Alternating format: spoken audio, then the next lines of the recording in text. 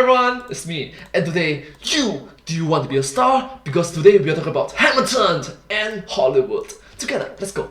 Welcome to this evening's performance of Film Theory. Before we begin tonight's presentation, we kindly ask that you take the time now to unwrap any candies you may have, because that's a thing that apparently annoys some people. Tonight's performance will include a short intermission, provided brands care enough about this channel to spend money on a mid-roll ad. Now please, turn off your cell phones and... Oh, wait, most of you are probably watching on cell phones. Don't do that! Don't turn off your cell phones! Keep your cell phones loud and active! Sorry.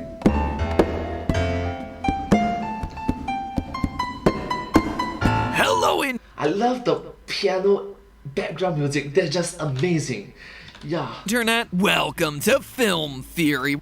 Hello Internet, welcome to Film Theory. Hello!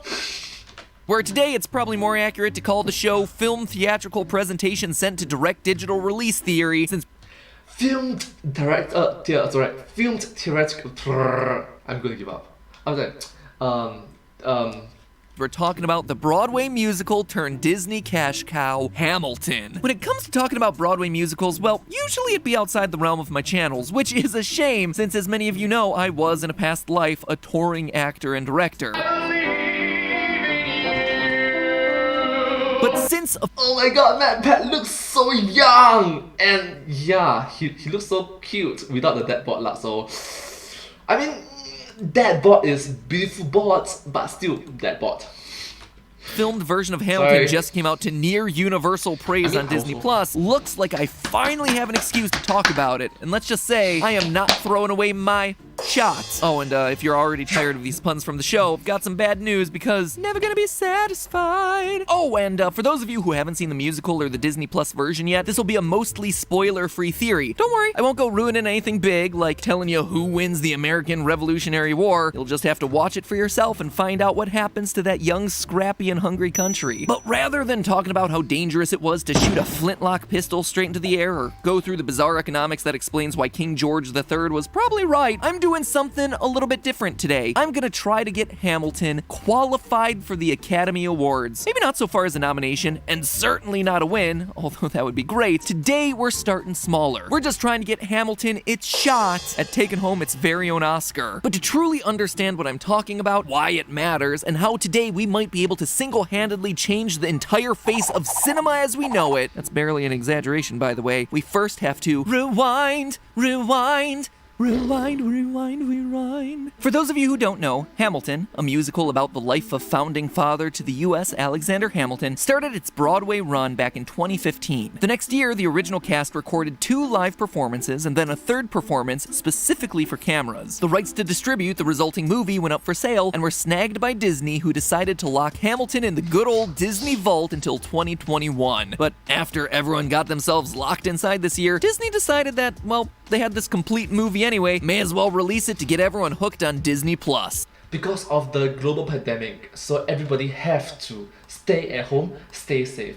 So thank you so much for doing your part. And it is great. I mean, it was a fantastic stage show to begin with, and they filmed it, so, you know, it's a great recording of what is a phenomenal live stage production. Anyway, this has prompted many Hamil fans to ask the question, could this filmed production of Hamilton actually be nominated for, and heck, even win an Oscar? Because let's be honest, the field this year is looking pretty thin, with many films being indefinitely delayed. In order to get to 10 films in the current 2020 Best Picture lineup, you're looking at something like Sonic the Hedgehog, Bad Boys for Life, Trolls World Tour, Onward, Birds of Prey, Call of the Wild, Doolittle, Scoob, Artemis Fowl, and Impractical Jokers the movie. I mean, Hamilton has to edge out at least one of those, right? Now, in a normal year, the fact that Hamilton started on a streaming service would actually disqualify you for the Oscar. Their rules state that a film needs to have debuted in Los Angeles County theaters before or on the same day as being streamed. More specifically from the rule set, quote, a film must have a minimum 7-day theatrical run in a Los Angeles County commercial theater with at least 3 screenings per day for paid admission. Now, that might seem really dumb and super arbitrary, but if you think about it, it does kind of make sense. The Academy of Motion Picture Arts and Sciences, the one that gives away the Academy Awards, is built on the idea of preserving the art of movies and the importance importance of seeing them on a big screen, so making sure that a film runs in a theater is a big deal for their brand. This year, however, things are different, and due to almost all the theaters being closed down, the Academy has actually decided to allow streaming debuts to qualify. Huzzah! Hooray! All you fans that were worried about the billion-dollar, 11-time Tony Award-winning musical can rest easy now, knowing that it'll get even more money and even more accolades.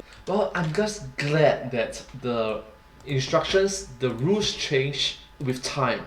But still, it's quite weird that it takes a crisis to change these obviously old rules. Or can you actually rest easy? No, you can't. Hamilton is still disqualified. According to an article by Vanity Fair on July 6th, a representative from the Academy said that Hamilton is still not qualified because of a rule stating, quote, works that are essentially promotional or instructional are not eligible, nor are works that are essentially unfiltered records of performances. So, bummer. Theory over, right? Nope. Because I think the Academy's wrong. I think they're interpreting their own rules incorrectly, and moreover, I think they're interpreting what a movie is incorrectly. And today, I'm gonna prove all of it, because in a year where it's slim pickings for the Academy, I think it might be nice to have Hamilton fans on their side. First, Well, because you must understand that over time, these sort of rules, these sort of meanings, words change meanings over time. Give it a few years, a few decades, and ta-da! Look at those Oscar rules, shall we? Well, yes, it is true that there is a rule specifically banning unfiltered records of performances. This rule is specifically for the documentary category, which is decidedly not Hamilton. I know this may come as a surprise, Academy of Motion Picture Arts and Sciences, but Hamilton is shockingly not a documentary about the founding of America. I was surprised too, but then I looked around and realized, oh wait, there are no slaves here. But all joking aside, even if this was a wider sweeping rule, Hamilton on Disney Plus is certainly not an unfiltered record. In fact, it is neither unfiltered nor a record. As I mentioned already, the filmed version of Hamilton was shot over the course of 3 different shows. 2 of those shows were in front of an audience, but the 3rd show was done entirely for the camera so they could get those juicy close-ups. Those 3 recordings were then cut together to produce an entirely new work, what we now know as Hamilton, the movie on Disney Plus. It's not the record of any one standalone event that ever happened. Instead, it's a series of takes all edited together to tell a cohesive narrative, just like you do with any other movie in existence. Yes, it takes reference from it, but it's not factually correct to the point. It takes reference to it from it. They even ended up with continuity errors as the result of this multi-day shoot. In the song Satisfied, flowers on Angelica's blouse appear and disappear throughout the performance. No flowers, flowers. No flowers, flowers. If this truly is unfiltered, then I need to know exactly what substance those flowers are made of so I can make an invisibility cloak and finally steal the Diet Coke secret formula. In short, Hamilton on Disney Plus uses the 2 things that separate movies from stage shows: cinematography and editing. You see, on stage, you can always try to direct your audience's eyes to the things that you want them to see via techniques like lighting and blocking, aka the position and movement of the people and things on stage, but you're not guaranteed of that. Maybe the audience is just really interested in the elaborate backstory that chorus dancer number 3 has concocted for himself back there and chooses to watch him instead. Additionally, at no point can I, as the director of the show, present that audience member with a different view of the events happening on stage. They're either getting the $600 view from Orchestra Center or the student discount view where half the stage is obstructed from side balcony A. But with film, cinematography allows you as the director to manage all of that stuff. I can choose to focus the camera on specific characters or actions and ignore others. I can move the camera to create angles that you would never be able to accomplish on stage. And Hamilton on Disney Plus does exactly that. Thanks to the magic of cinema, we get some amazing shots, like this one of Angelica's face immediately after she introduces Alexander to her sister, giving up her own chance with him. During the story, see, this zoom in of her face is not possible from back seats. Of tonight, the camera makes sure to stay centered around the 4 characters of the gang. By keeping the framing tight, it helps the cinematic audience forget the huge empty stage around the actors, which makes their ideological cries for freedom seem much more important and all-encompassing rather than ringing out to an empty hall. Later, while Thomas Jefferson is gloating that Hamilton's never going to be president, we're treated to a top-down shot. Now, I know seating for Hamilton's limited, but I didn't realize they were putting the audience in the rafters. They even use the camera cuts to enhance punchlines, like the moment King George III finds out who's taken over for George Washington. John Adams? Each one is an intentional camera placement or movement that uses the medium of film to change the way that the viewer perceives these scenes relative to the way that they would experience them as the audience in a live theater show. But the other half of this equation is editing. In a live show, you can't go back and erase a flubbed line or choose to redo an emotional beat to make it stronger. But in a film, you can. Editing, choosing what takes to keep and how to best splice them together, that helps tell the story just as much as the actors do when it comes to the art of cinema. And in the filmed recordings of Hamilton, again, they choose to do exactly this.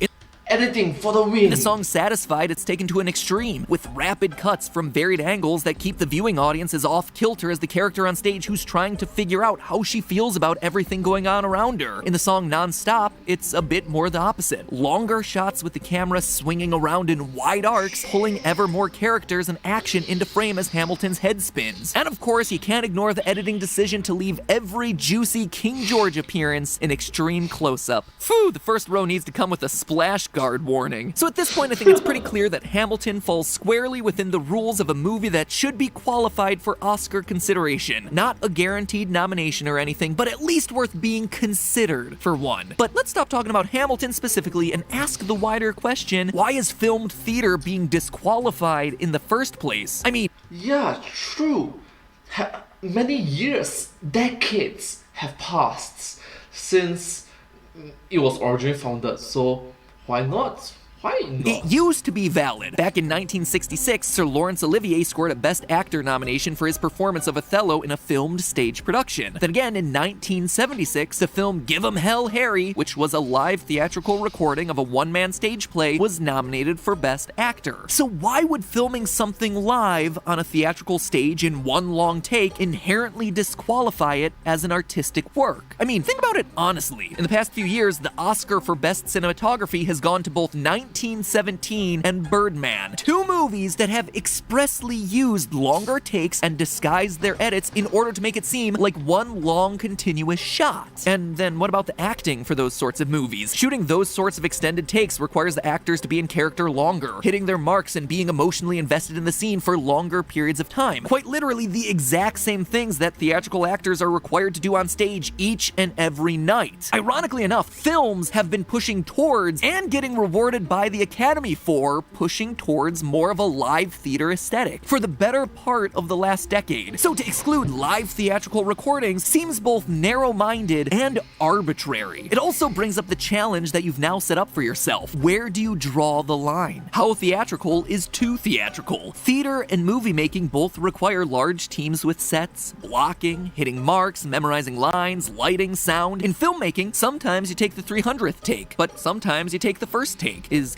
300th take. First getting take. it in one take any different from getting one shot at a theatrical performance? Do you see how this quickly becomes a slippery slope movie industry? Case in point, what about the very intense and experimental movie Dogville, starring Nicole Kidman, one of your favorites, and directed by the famous Lars von Trier? It takes place on a black soundstage, with location outlines drawn and labeled on the ground, with props and set dressing all being pantomimed or alluded to via sound effects. It's a film, certainly, but it's using very theatrical conventions. The minimalist style is actually very reminiscent of the theatrical work of famous playwright and director Bertolt Brecht, who tended to use bare staging to focus the audience's attention on the acting and storytelling. By exposing the conventions of the theater, not trying to hide things like lights and sets, his hope was to make viewers constantly aware of the theater's artificiality. Dogville, the movie, plays heavily in this theatrical world, and yet Dogville is still very much a movie, winning numerous awards at film festivals around the world. So again, I ask, how theatrical is too theatrical? Where does the line sit? To me, the only differentiators are cinematography and editing. By those two tokens, you require nominees to be anything that's been put on a camera and displayed on a screen. And why not? Why would you want to limit it to much more than that? If you open the door to Hamilton, so what? What's the risk? That Hollywood suddenly gets shown up by Broadway? Good. People in theater deserve more respect. Many of them are more talented actors and directors than some of the biggest names out there. Yeah, Agreed. I said it. Sorry, I've wanted to rant about that for years, but this was my only chance to do it. I just think that theater actors get totally trampled on. Anyway, Yes, case in point, let's say an experienced theater artist and an experienced movie artist. To be honest, sometimes the theater artist is better than the movie artist.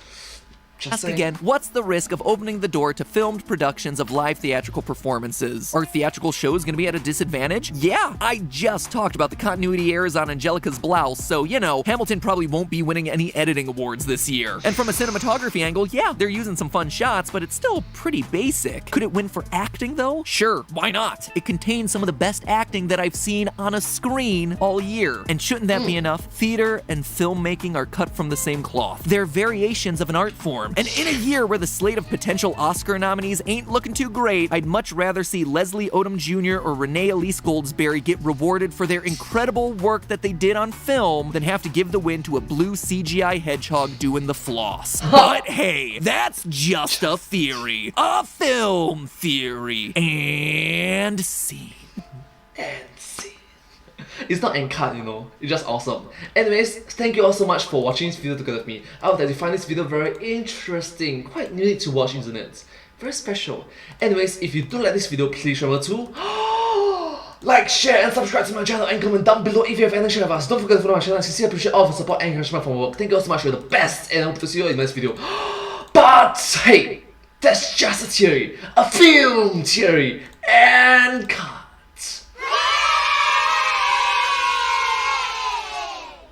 And I hope to see you all in my next video. Bye.